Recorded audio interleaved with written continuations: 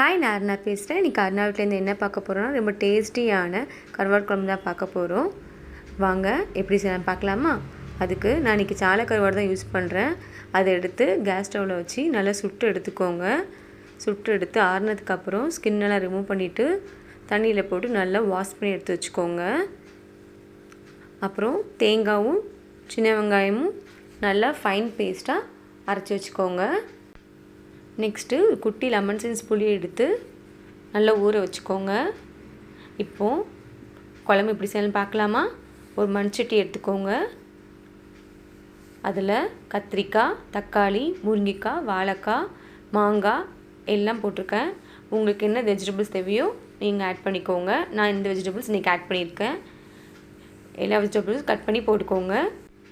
இந்த குழம்பு கூட நீங்கள் முச்சக்கொட்டை கூட ஆட் பண்ணிக்கலாம். நெக்ஸ்ட்டு இதுக்கு தேவையான மஞ்சள்தூள் ஆட் பண்ணிக்கோங்க.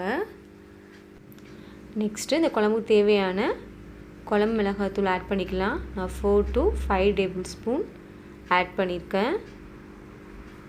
நெக்ஸ்ட்டு புளியை கரைச்சிடலாம். நம்ம கரைச்சி இதில் சேர்த்துடலாம். நான் குழம்புல மாங்காய், தக்காளி ஆட் பண்ணியிருக்கேன். அதனால் புளி கொஞ்சம் பார்த்து சேர்த்துக்கோங்க. புளி சேர்க்காமல் செஞ்சிடாதீங்க.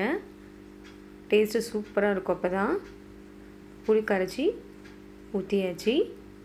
நெக்ஸ்ட்டு இந்த குழம்புக்கு தேவையான சால்ட் நம்ம ஆட் பண்ணணும். நிறைய சேர்த்துடாதீங்க, ஏன்னா ட்ரை ஃபிஷ்ஷில் கொஞ்சம் உப்பு இருக்கும். அதை பார்த்துட்டு அதுக்கு ஏற்ற மாதிரி சேர்த்துக்கோங்க.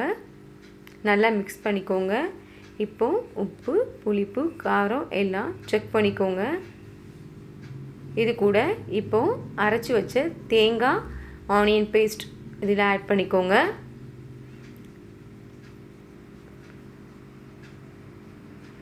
நல்லா மிக்ஸ் பண்ணிக்கோங்க. இப்போ இதுக்கு ஒரு தாளிப்பு கொடுத்துடலாம். ஒரு கடாயில் நல்லெண்ணெய் ஆட் பண்ணிக்கோங்க.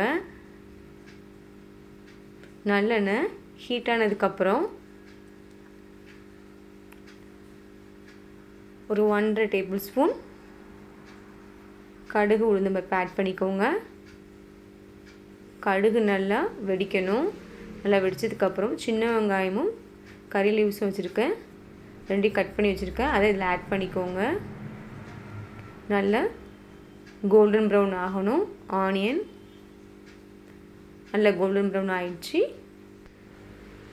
இப்போ நம்ம தாளிப்பு எடுத்து மிக்ஸ் பண்ணி வச்சுருக்க குழம்பு கரைசலில் ஆட் பண்ணிக்கலாம். ஆட் பண்ணிவிட்டு நல்லா மிக்ஸ் பண்ணி விடுங்க.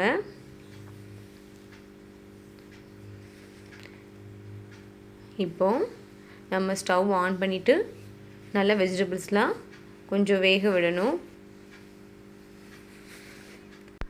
குழம்பு கொஞ்சம் கொதிச்சதுக்கப்புறம் நம்ம க்ளீன் பண்ணி வச்சுருக்கிற அந்த கருவாடை உள்ளே சேர்த்துடலாம். உள்ளே சேர்த்து நல்லா வேக விடுங்க. இது கூட 2 பச்சை மிளகாய் ஆட் பண்ணிக்கோங்க. குழம்பு நல்லா கொதிக்குது. அதில் போட்ட காய்கறியும் கருவாடு நல்லா வேகணும். பாருங்கள், உங்களுக்கு டிஃப்ரென்ஸ் தெரியும். குழம்பு ரெடி ஆகிடுச்சு. இந்த குழம்பு ஒயிட் ரைஸ், உளுந்தன் சாதம், இட்லி இது எல்லாருக்கும் சூப்பர் காம்பினேஷனாக இருக்கும். இந்த வீடியோ உங்களுக்கு ரொம்ப பிடிச்சிருந்துச்சுன்னா அருணா வீடியோ சேனலை சப்ஸ்கிரைப் பண்ணுங்கள், லைக் பண்ணுங்கள், பெல் ஐக்கானை கிளிக் பண்ணுங்கள், ஷேர் பண்ணுங்கள், கமெண்ட் பண்ணுங்கள். தேங்க்யூ.